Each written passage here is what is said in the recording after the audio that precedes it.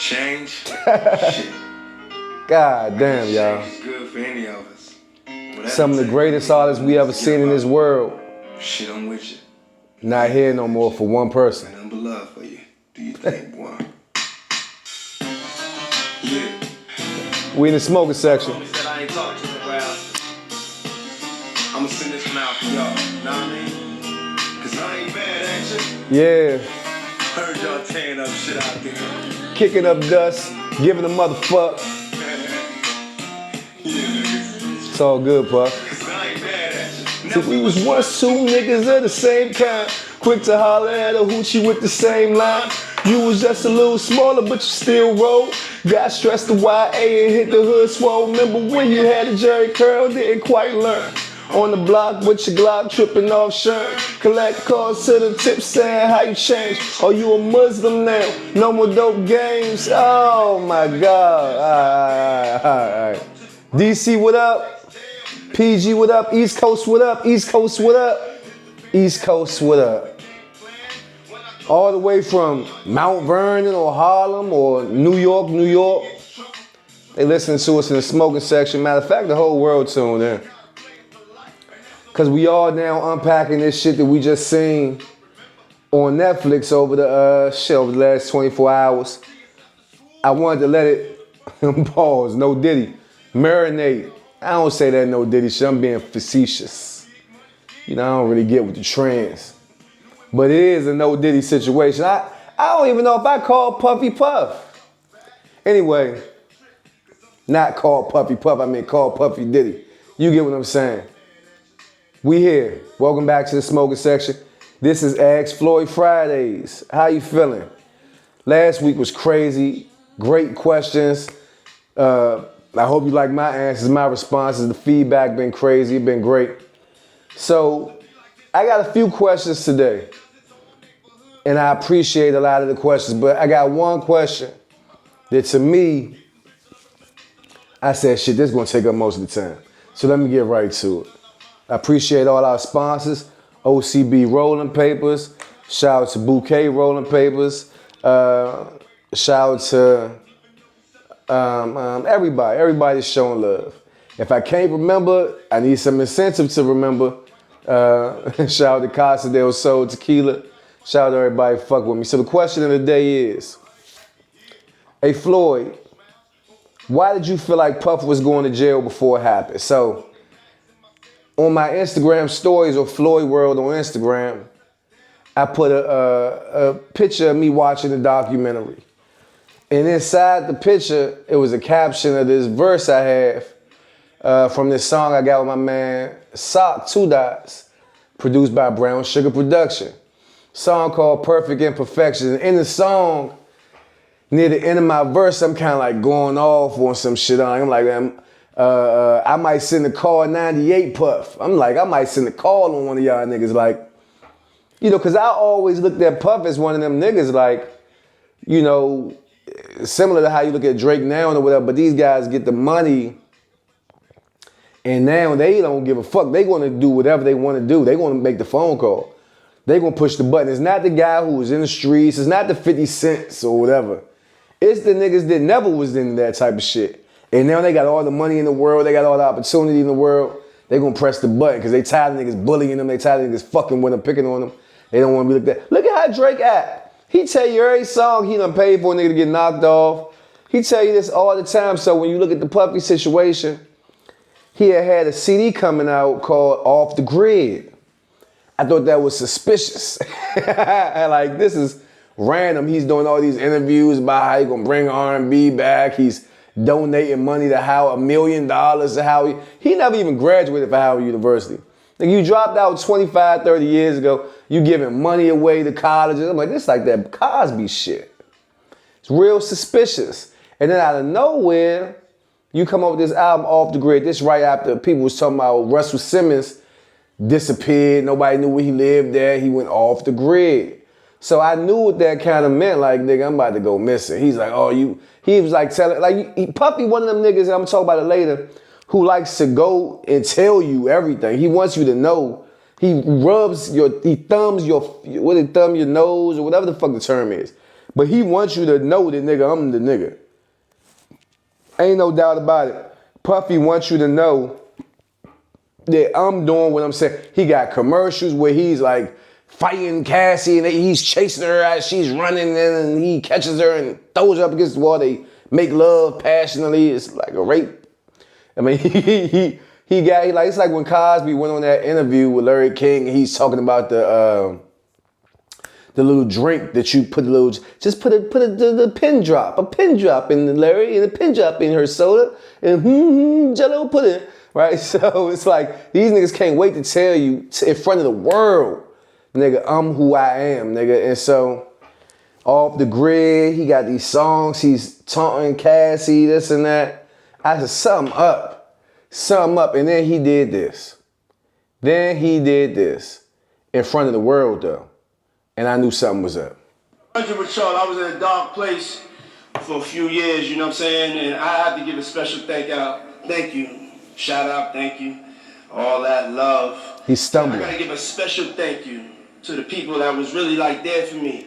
Bishop T.D. Jakes and also Cassie for holding me down in the dark times. Love. Cassie for holding me down in the dark times. First of all, where the fuck T.D. Jakes' name even come from?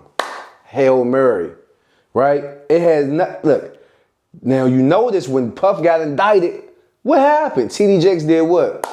Resigned from his position. Immediately. Wonder why. Now, you come out with this voice, this speech, you getting handed. This right after Kanye was just on Drink Champs talking about you can't kill me, Puff. You can't do this to me, Puff. Whatever. Now they got Kanye giving you the award, right? This is again him flexing his power, nigga. Kanye out there with a mask on. You ain't even gonna see me hand him this award, right? It's a power play for Puff though. He in front of the whole world, knowing what he did, knowing apparently that she was trying to handle certain shit. Behind the scenes, they keep trying to make this thing about her now. Oh, she was trying to, it's all about the money. So let's say that's true. Let's say she was trying to get this money. She was telling him, listen, I got some damages. I got some stuff. You got to take care of that. You knew what was up. And you go in front of the whole world and make this speech and dedicate the speech to her. Knowing that you done drop kicked her ass down the fucking hallway. Knowing that you, the whole thing. So when I saying all of that shit, yeah, you got the songs, you got the whole album cover. If you look at the album cover, it's almost like he fading away, so you can't even see him. You with Young Miami, you in the video with Young Miami ass naked, clearly coked out your mind. Clearly high. People like, Puffy, that's just his vibe, that's just his energy, that's just his, what are you fucking talking about? This guy's in the videos with Act Bad. You stole that song from a nigga. Apparently, gave it to your new girlfriend or whatever she is, whatever she was. It's so much shit that didn't come out about this nigga Puff. I just like, man, And not to mention, you got the whole Tupac situation. You know I'm a big Tupac fan. And if you follow closely, the people that he paid to kill Tupac have been on interviews for the last 5 years getting more and more detailed. This shit is real. It's crazy. So, you know, everything I got is about this documentary. 50 Cent just put out this documentary. It's called The Reckoning. And it's about Puff Daddy. It's about P. Diddy, Sean Combs. It's about this trial. I think a lot of people put their documentaries out right when it was happening. It was like showing what happened, this and that, coming up. This was very smart. 50 Cent and producers, they had footage from cameramen. People said, well, where did the cameraman come from? Well, apparently, whoever Puff original cameraman was, I guess they couldn't do certain shit, so they had somebody else come fill in. And Puff didn't have no NDA contract with that person. Then even when, I guess, you know, Puff gets arrested abruptly. If you see, I mean, you know, when Puff got arrested, he was like coming in a hotel, they locked his ass up. So I guarantee you the cameraman didn't get paid. He trying to get paid. Puff people like, nah, nigga, get away. They not paying people. So he's famous for not paying motherfuckers. So next thing you know, 50 Cent and the producers, they get their hands on it. And it's an insight into some shit you never seen. People like, why would he even make this video? He's a fucking sociopath, nigga, narcissism. He all on the joke, they not gonna break me. He cussing motherfuckers out. He's calling people witnesses, damn near threatening them, talking about God told me not to do nothing. What you gonna do? Oh, like when a billionaire talking to you in a certain way. Anyway, so this thing gets deep, man. You know, 50 to me, 50 did a great job by not making this personal. You don't see 50 nowhere in the documentary. He's not talking. It's not about him. He don't even mention his baby mother. It's not about that. It's about just putting this shit in black and white. 50 really been saying this shit for years. So it's interesting how he did it. I like the way he mapped it out because it was a great production and it gave a good timeline of events. It showed you Puffy as a kid. It showed you Harlem and Mount Vernon. And it showed you niggas that grew up with him. And it showed you his first best friend. And it showed you, and that nigga was with him through the years and people who he fucked over eventually. When that power got to his head. People that they tried to say was making shit up. But nah, nigga, like these people got terrorized from this nigga. Terrorized. Some of these motherfuckers, you got some men who coming out saying Puffy even sexually harassed them. Yeah, like drugged me. I wake up sore. I don't know what happened. I wake up, this nigga laying in the bed with me. But I'm thinking I'm about to be on. I'm thinking like, man, look, I don't know what happened. I don't even want to admit that happened. I don't know. Shit, I'm so high. I'm drugged up. I don't know. Now I'm not going to even be believed. Fuck it, let me just get through this. And what's not. So, you know, it's a crazy thing. So 50 was genius how they did it because it wasn't a personal thing. They got Albie Shore in there. They got different people. And it's crazy because I thought it was genius how they touched on, if you ain't see it, you gotta go see it. I thought it was genius how you got people that like started Bad Boy with them. They talking about how they was studying Tupac videos, how they hated, how Puffy hated Tupac's and Biggie's relationship. Because Pac was in the game already. He was giving them game, teaching them the business, teaching them certain little things that he had learned. And Biggie was kind of figuring out that Puff had been fucking him over. Puff was fucking everybody over. Gave everybody fucked up contracts. And so if you know, Biggie had to go start a whole nother record label with Lance Rivera called Diaz. Junior Mafia was never Bad Boy. Lil' Kim was never Bad Boy. They was signed to the other record label. And Biggie was like using a fake name as a ghostwriter so he could even get paid. So this whole image that Puff been trying to present, and the only person that benefited from Biggie dying was Puffy. Like, that's a whole, I mean, like, let's be real. Y'all with each other all the time except for this one night. Now y'all just not so happy. Y'all ain't in the car together. Come on, man. It's a whole bunch of shit. It's a whole bunch of shit. So I'm trying not to get off course. Listen, he definitely got, listen, I mean, we not going to say nobody did nothing that they didn't do. So we can't prove it. But this documentary do a good job of exposing how almost everybody around him, from his baby mother, Kim Porter, who he stole from Albie Shore, his other baby mother, come on, y'all know, I'm probably saying this, y'all like, no, y'all screaming her name.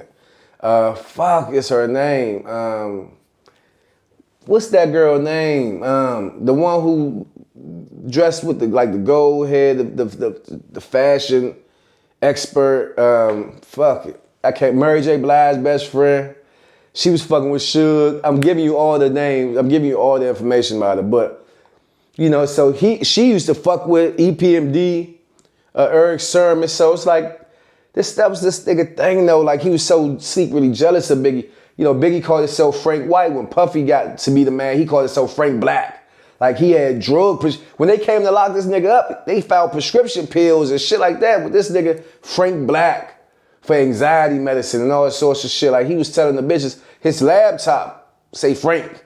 Like you done stole this whole man identity. You fucking with Tupac's old girlfriends. That's his MO. I'm gonna get back at you by fucking with one of your old girls. So him fucking with 50's old girl is only a flex to niggas who think that's a flex. To niggas who got women before, that ain't really nothing. I mean, we all out here. Fuck it. She grown, I'm grown, you grown. Fuck it. If she choose to fuck with you after she fucked with me, she got a type. It's called rich niggas. That ain't no surprise. Y'all niggas like, oh, he got 50 Cent back. Go find out who Sir is. That's Paco joke. He knocked her up, had a baby with her. That's just what happens. This is what happens. That's why Pac went and fucked Biggie. It's just the art of war. And for rich niggas, that's how niggas play, you know. But Apparently he doing freak offs every March 9th. And if you don't know, March 9th, the day that Biggie died, he doing freak offs. He called an escort to be there so he could fuck and party every March 9th weekend. He's celebrating. This shit, wow. Like when you know this shit, he even paid for Biggie's funeral with Biggie's estate. So had the biggest event and just put it all on the book so that they would have to pay him back, the record label, like a tax write-off. But he learned all this from Clive Davis. Yeah, I know Clive Davis, super businessman, super executive in music. I'm about to say super Jew. He that too. This the same guy that when Whitney Houston, who was his protege, his biggest artist of all time at the time, she's dead upstairs. She overdoses in the tub. She's dead and they like keep the party going. Right downstairs, they kept the party going. So this is who he learned the whole business from. And also learned about taking advantage of people sexually. Like, you know, Clive is famous for like fucking niggas. You know what I'm saying? Literally, like, you know, and that's the power play. Now I got power over you. I got dominance over you. And I got the evidence to prove it. So if I ever need any, you know, I got you. It's like real Godfather-ish, man. Like, you know, remember in Godfather 2 with the senator, I don't know if he killed the girl or he went to sleep and they killed the girl and used it as leverage, the prostitute. And so now Al got him in his back pocket. The same senator who was against him earlier. So this is how niggas play. But you know, like I said, Puffy was putting this shit in commercials. He was putting it in the movies. And one of the movies, it was Get Him to the Greek. He's so high. He talking about how high he is and get people high. He MDMA and this drug, that drug. This is what he liked to do. He liked to put this information out there. We just thought, not we like us, we all believed it, but like the average person, he's so crazy, he's funny. He was on Ellen DeGeneres grabbing his dick costumes with him and Cassie. He's walking around like he's Batman, fucking with people. He was high out his mind, doing straight cokehead, crackhead shit, and we was okay with it. They said that the prostitutes saying that they was lacing the motherfucking baby oil with all these drugs. It's so crazy because even after the raid where they found all the shit, they found the drugs, they found guns, they found baby oil, they found videos. When he was at this hotel, barricaded in this hotel, every day he looking out the window, the fucking cops and shit, NYPD, FBI, everybody on the upper buildings surrounding him, watching him every day. He's being surveilled, making sure he don't run. He got baby oil and drugs and cocaine and all that shit in there in the hotel. Like bottles and bottles and bottles of baby oil. This nigga just likes, I don't know, man. You know, the freak prostitute niggas say that, man, they used to collect his sperm. He go rub it on himself. Like, this is the type of shit. You know, but this, I'm saying, when you start doing shit and you used to getting anything and getting away with everything, your mind just going 1,000 miles and running. And you just getting. You so rich. He ain't had a hit in years. You so rich you could pay for whatever you want. You don't even need music. You done sold your soul. When my man say you sold your soul to so-and-so. You done sold your soul. Shout out to Murder Mook. You see what happened to Puffy and Shine.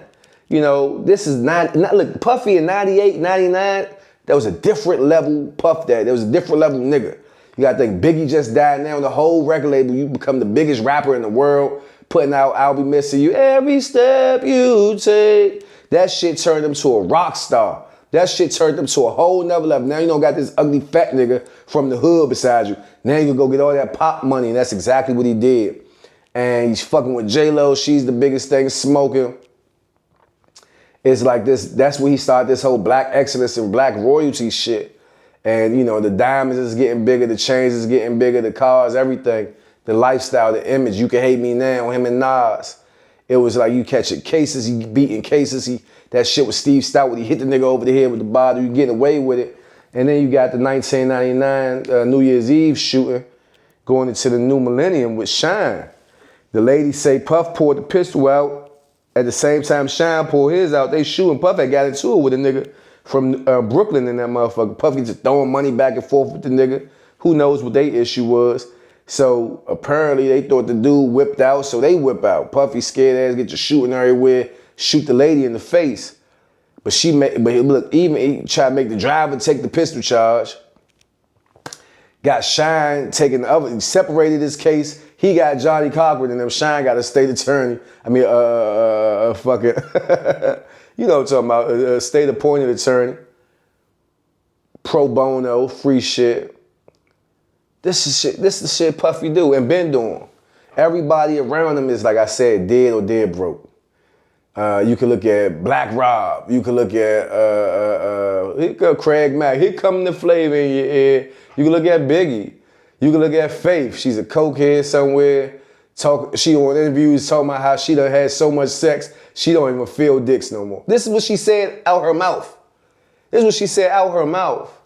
Right? She been fucking so long and getting fucked so hard and all. Like, this is the type of shit that these people go through. The Locks had to get some Rough Riders to get away from Bad Boy, save their career. They was talking to Puffy about killing this nigga. You need to be dead. Like, he's such a fucked up nigga. You got people from Dirty Money in the documentary.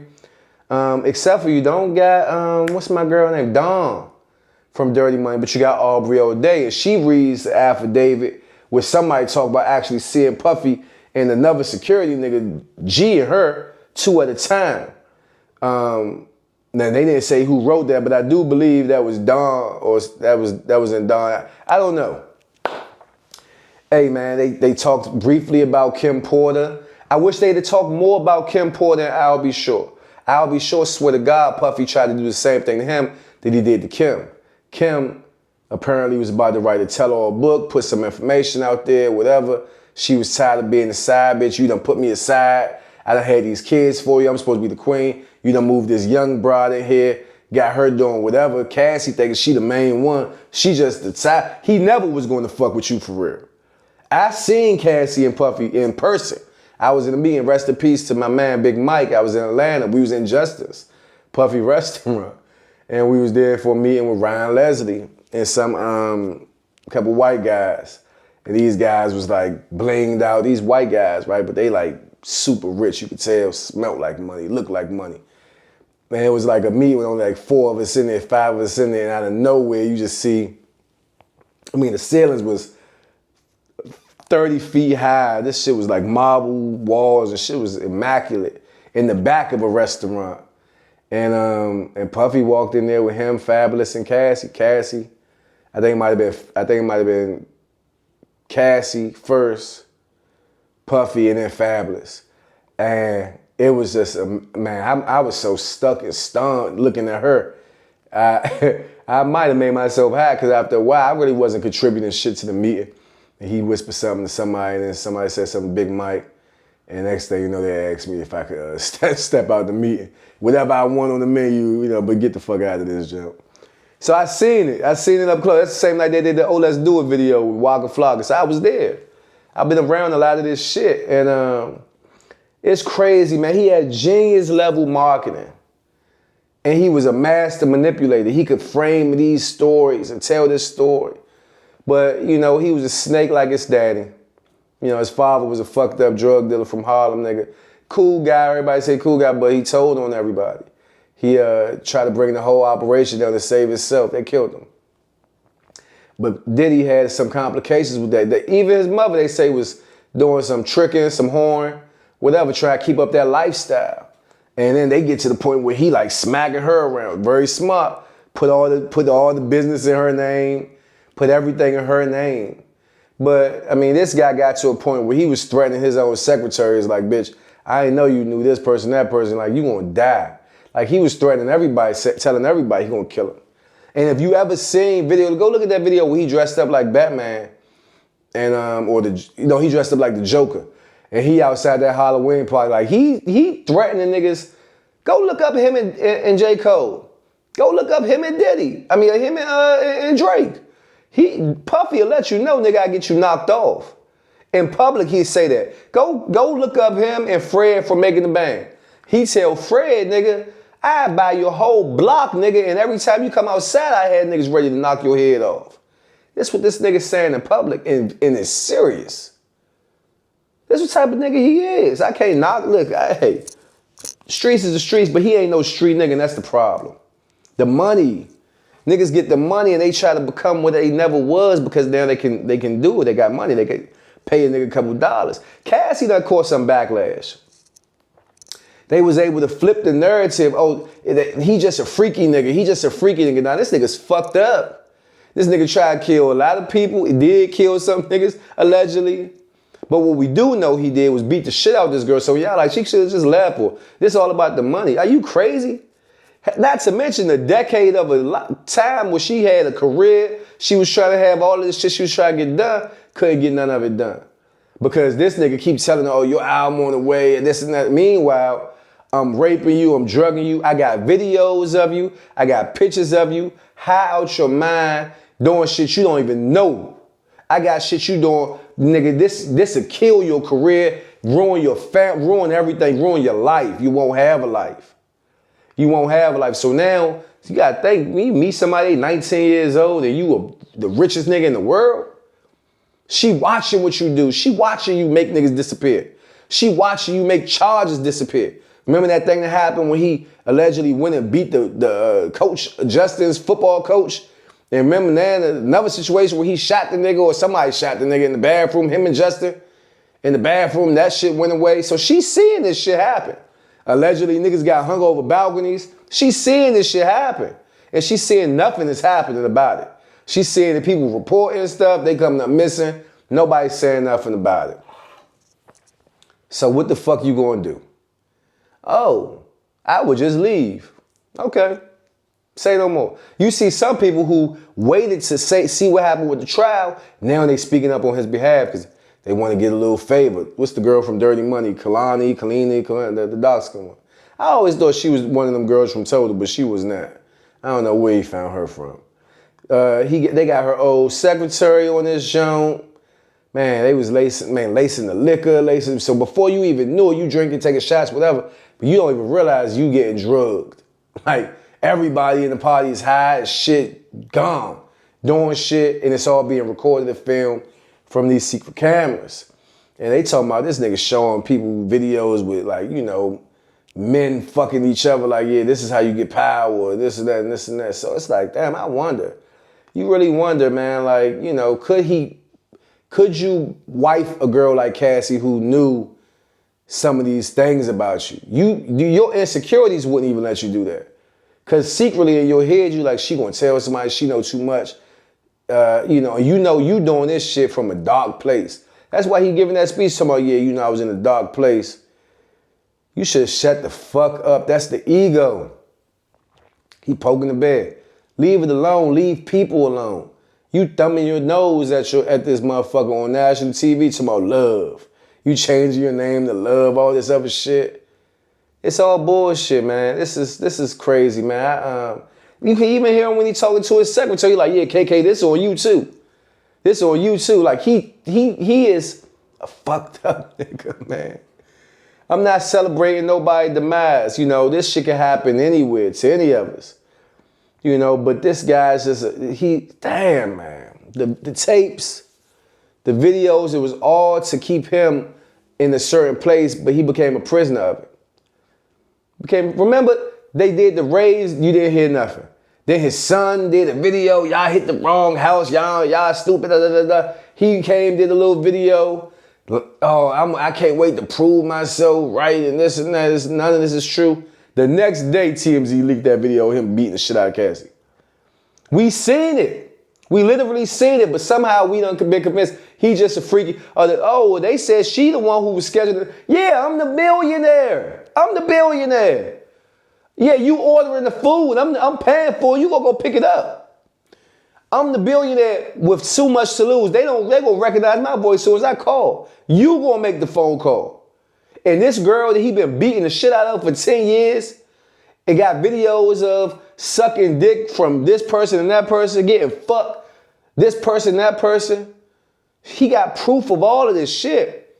Remember the videos had leaked, the pictures of Cassie had leaked a few, like 10 years ago, 15 years ago. That was him who leaked it. So he got all of this shit. He can ruin your shit. He done separated you from everybody. She's supposed to just separate, easy, clean, sweep like that. When she tried to, niggas getting their cars blown up. You know, I really want to know what happened with the Day 26 niggas. They be like crying and shit in interviews, but they never really say what the fuck happened. This is weird shit, man. Like, it's like, what really happened? You know, I seen it, man. I seen this type of shit before. We seen it before. The Cosbys, the Weinsteins, the Epsteins.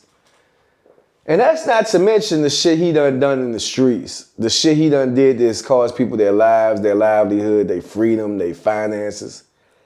Just a terrible person, man. It's fucked up because part of the biggest issue with Puff that I have is that he was able to convince the world, most of us. They talk about grooming. He groomed his kids. You see him taking shots. They say he was doing drugs with his kids, all that sorts of shit, fucking bitches together with his kids, all sorts of wild shit. Now listen, I know it's some Jones that might have fucked me and fucked my father and fucked my brother and fuck whatever, cool. Fuck my cousin, fuck this person, that person. But we ain't hitting them together. I'm not. I don't know what these freak niggas do, but I know I ain't. Right? That ain't my thing. I don't want to be fucking nobody with no other man in the room. So, but that's my preference. I remember, that's a whole other story. But that's my preference. I'm not into the G'ing, I'm not into the sword fighting, none of that type of shit. But that's me. Everybody's different. But when you see people who will groom the people, when you see people, he the real culture vulture. He the real culture vulture. When you see people who talk about culture, and the only time they want to deal with the culture is when they need it. You see him when he went to Harlem, he hugging niggas, he with Jim Jones, they smoking, they drinking. He get back in the car, he like, oh my God, I gotta take a shower. I gotta, voice changing everything. All of that, yo, what's up, homeboy? All that shit went out the window. Now he talking about my piece. I gotta take a hot shower, the germs. I hugged too many people. I shook too, you might got some hand sanitizer. Oh, I did my time. I was out there with the people. So, you know, damn, you hate your own like that? But you out there like, yeah, let's take a picture. But it's all for the imaging. It's all so people could have a good image of you. I don't respect it. You using us. I don't fuck with that. You know, because I done sacrificed a lot of shit. Because this shit ain't a scam for me. You know, this shit authentic. So when I say I feel away and I say I take a stance or I take a whatever, that shit real. Even if it come at a cost of me losing shit. Even if it come at a cost of me losing myself. Even if it come at a cost of me losing my money, my job, my this, my that. I stand for right. Right is right, wrong is wrong. So when I see people that's out here pretending to be for us, you got your black fist in the air, all this other shit. But you niggas is foul. And you fucking niggas over. Y'all trying to say this is a bad look on hip hop. Nah, 50 Cent was right. When they asked him about that, he said it. Nah, because I'm part of hip hop. And if I don't condemn it, y'all gonna think y'all gonna be saying, see, rappers is okay with this. Rappers is okay with that. Nah, rappers ain't okay with this shit. Yeah, and add a little bit to it that we don't fuck with each other. So, you was talking shit about me. Last time I seen Diddy, he was on the Breakfast Club talking shit about 50. And look at the tables turning. And 50 just so happened to got his own money and got his own partners and relationships too. It ain't no fun when the rabbit got the gun. But let this be a lesson to y'all niggas that's doing creep shit in silent and in the private, think it's never gonna come out. You just don't never know. Get on your shit. Not for play and not for the public. But if you really want to, make some adjustments. I know I need to, and I know I'm going to. Because whatever ways we was coming up in the 90s, in the 2000s, that shit dead. Fuck what women let us do with this person. A lot of people got fucked up issues. And just like we confused and we was taught wrong, a lot of other people was taught wrong. But you know better, you do better. You know better. I don't want to be no 50, 60-year-old nigga out here looking crazy like this nigga, doing all the drugs, hanging with 20-year-old niggas, trying to keep up with them. I don't want to be that nigga. I don't. Now listen, I want to have a good time. I want to live life. I want to enjoy myself. I don't want to be no old herb. But I definitely don't want to be no nigga trying to pretend I'm 25 when I'm 55. Nah, I want my level up to keep leveling up. So that's what I'm going to do. Hey man, I hope I got through all of it. He diabolical, rubbing it in people's faces. You gotta go see this. You gotta go see this documentary. What's crazy, I could have wrote this shit myself, top to bottom. This shit I've been saying for a long time. I think, in my opinion, I know he coming home. He got 50 months plus time served, but I think they just trying to hold him down right now. And before you know it, they gonna have more charges for him. I don't believe that he ever coming home. And if he do, it's just gonna be for lunch break. I ain't lying to you. This nigga done a lot of shit and it's only beginning. But we shall see. Play stupid games, win stupid prizes. You already know what it is. Floyd World, Smoker Section. Highthoughts. Salute.